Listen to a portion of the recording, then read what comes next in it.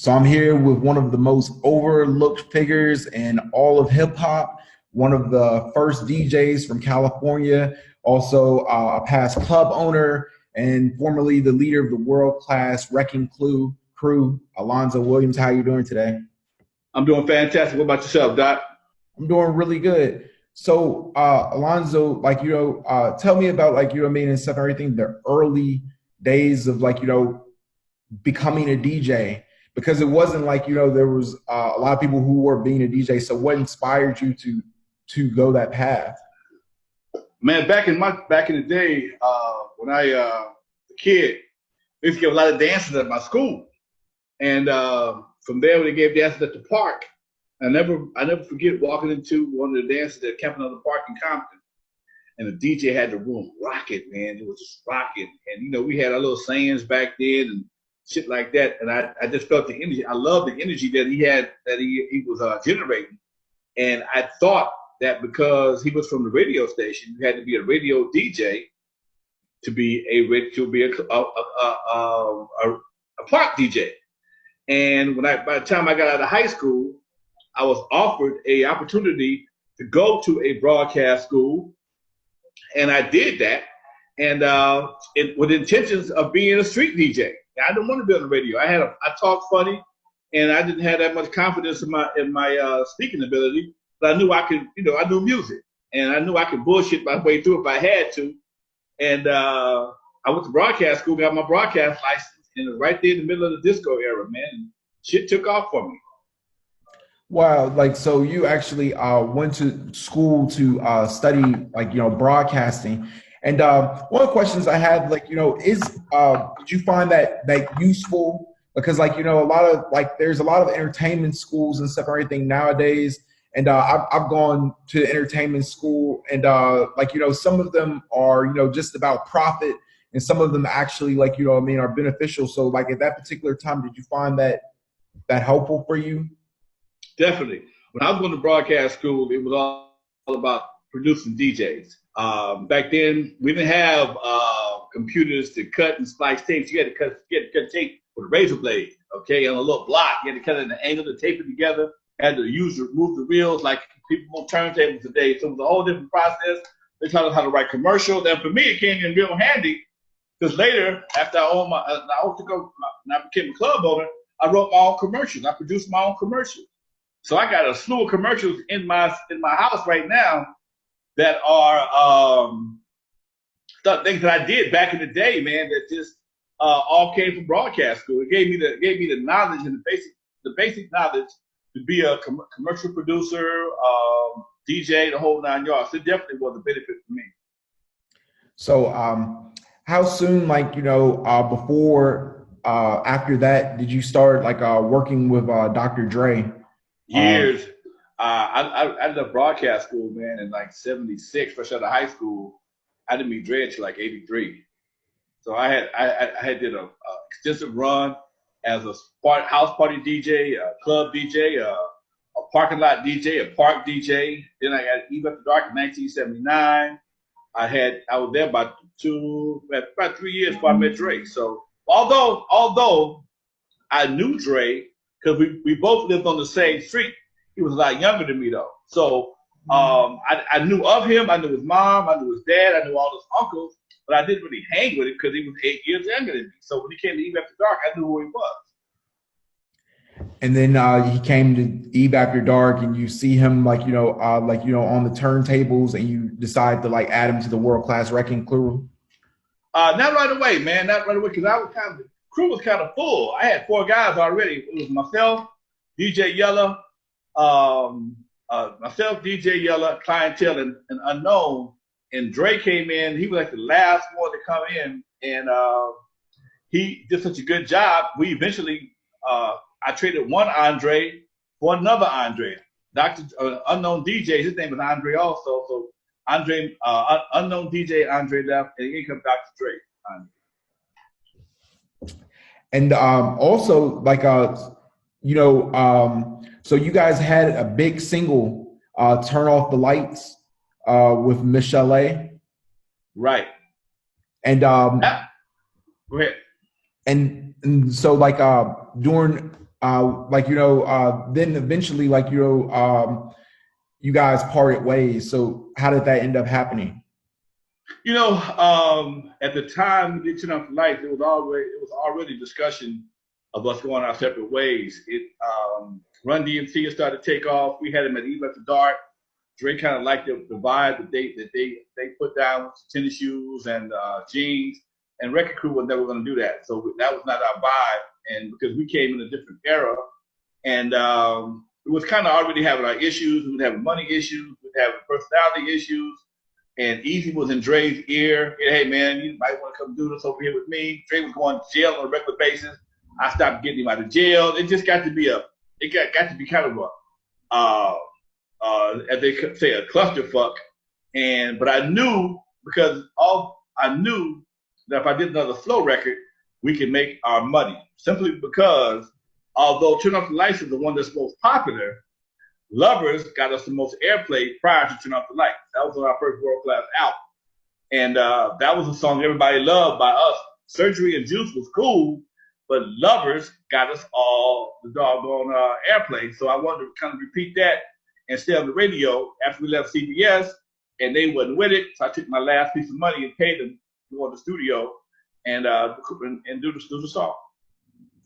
Definitely. And you talk about as far as like R&B ballads being popular, and I've seen on previous interviews how you addressed as far as the shiny suits that you guys used to wear.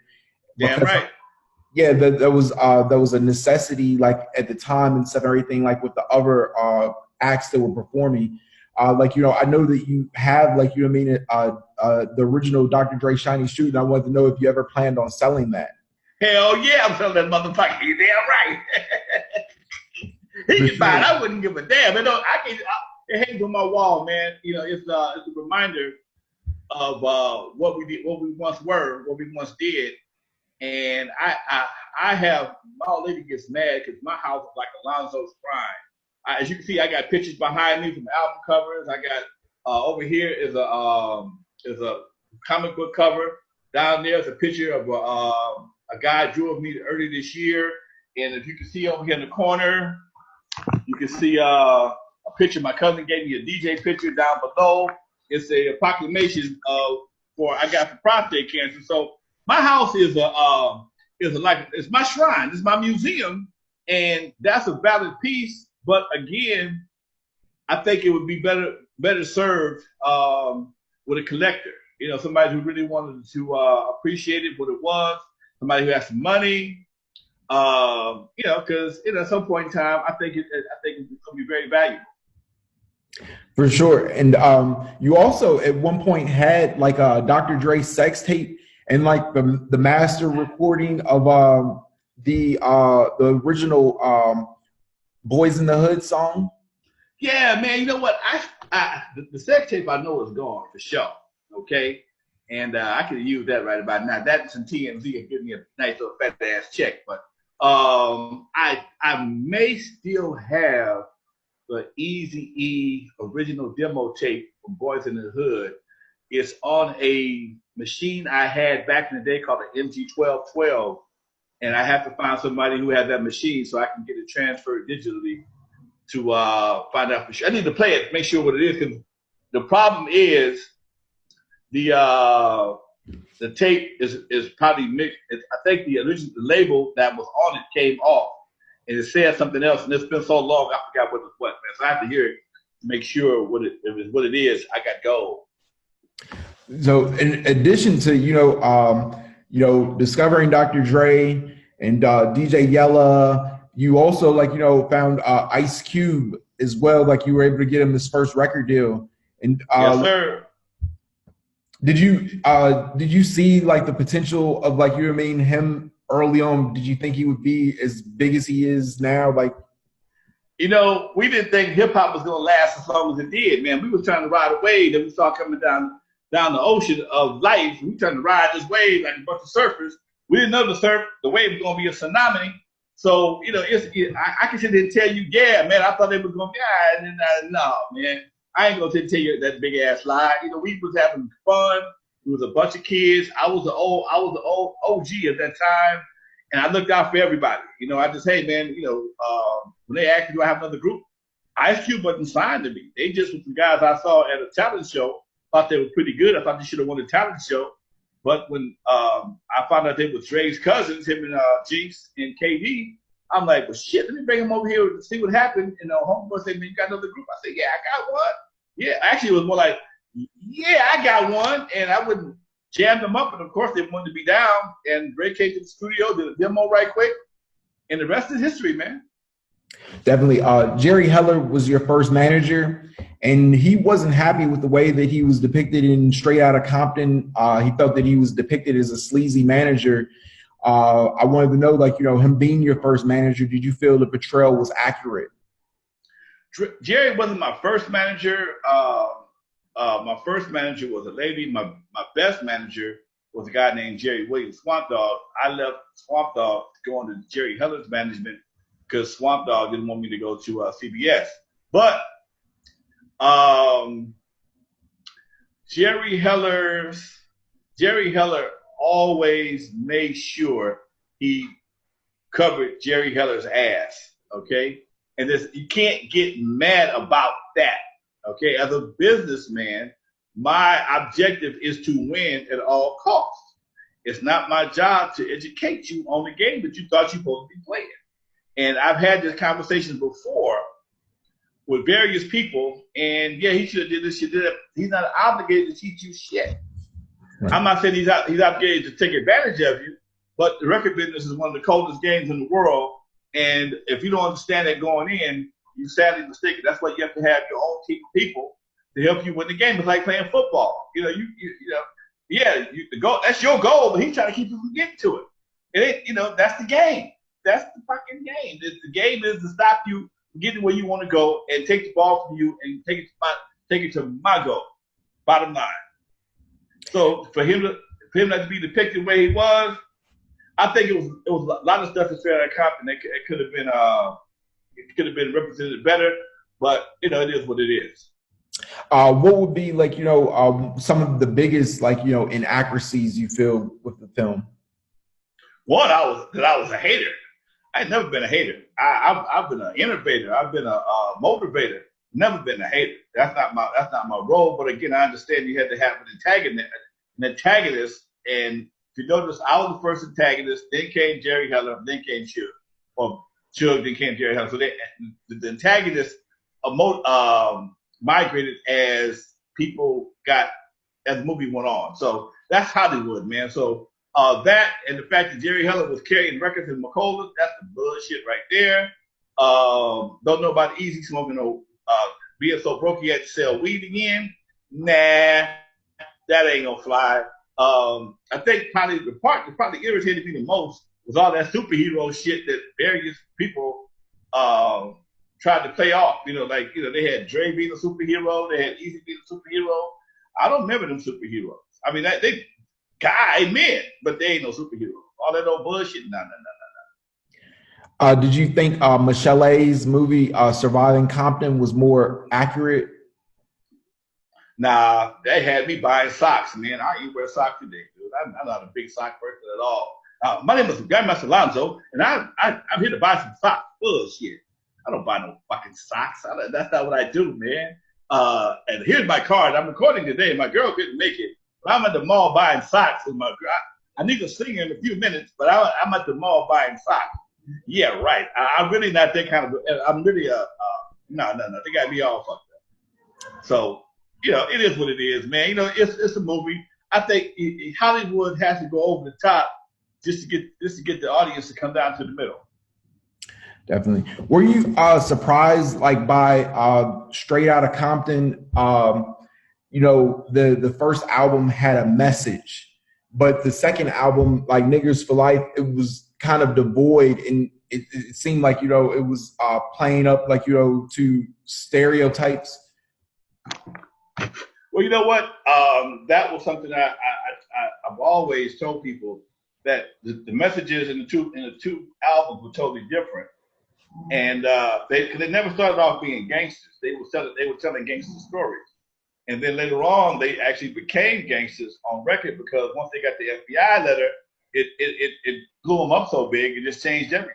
So it's sometimes people have to morph into what people are willing to pay to be. Sometimes you morph into what people want you to be or want to pay to see. Were you like following them their careers like later on? Like, did you hear like you know what I mean as far as like when Dre and Suge Knight had partnered up, and did you have thoughts like I know Suge Knight's from Compton, but I wasn't sure if you knew him or. I met Suge a couple of times. He was actually from N.W.A, which is just east of Compton. I always kept an eye on him, man, because he was my boys. I didn't, I never cared for that lifestyle. I've experienced it up close and personal. I never gangbanged a day in my life, but I understand the lifestyle. Never wanted to be a part of it because I understand it's very volatile and it's not. It doesn't have a great success record. So I really couldn't be a part of it just for my own knowledge. And again, but because everybody thinks they can make it happen, they tried it and it worked for them. But some of the other guys didn't work for it, and I just didn't want to take that route. Yeah, and you talk about the lifestyle, and it brings up about Nipsey Hussle, who's murdered, and what do you think can be done to stop the violence? You feel like there's steps and stuff, everything that are being taken to decrease the negative imagery in music. Now, you know what?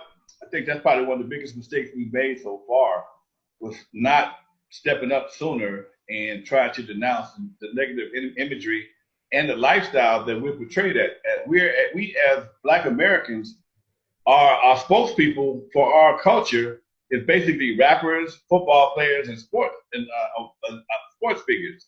And unfortunately, a lot of those folks don't have the wherewithal to understand their positions in society, but because they don't know their position and nobody says anything, society assumes that we're giving our thumbs up approval on what they do. And that's not the case. Nobody really likes how we're being represented in the music field these days. The mumble rapping and the drug culture and the gun and the whole 9 yards. But nobody has said anything that we shouldn't support that or endorse that. For the most part, other than make money, most people just turn their heads and accept it. And that's the part I think is really fucking crazy. Hope I didn't won't get you through off of YouTube for that one. But that's some crazy shit, man. All money ain't good money. I don't give a damn what you say. And that's the part most people don't understand. Definitely. So what's next for you, Alonzo? Promoting my book, Not Without Alonzo, on Amazon. And if you go to my website, alonzowilliams.com, you can find a link to my audio book and my the hard and the paperback. I have a nonprofit I'm working with, I support, called the Lyrical Revolution, and I'm working with artists to try to get them to stop making lyrics that promote genocide, suicide, or homicide. Okay, those three things are a detriment to our community, and we need to stop supporting any artist that does any of those three things. That's my goal. I got kids, I got grandkids, and if we experiencing what we're experiencing right now, God knows what we're going to experience in the next 5 to 10 years. Man, it's a pleasure and a breath of fresh air to hear you say that. And thank you so much for your time. Thank you, Doc. I appreciate it.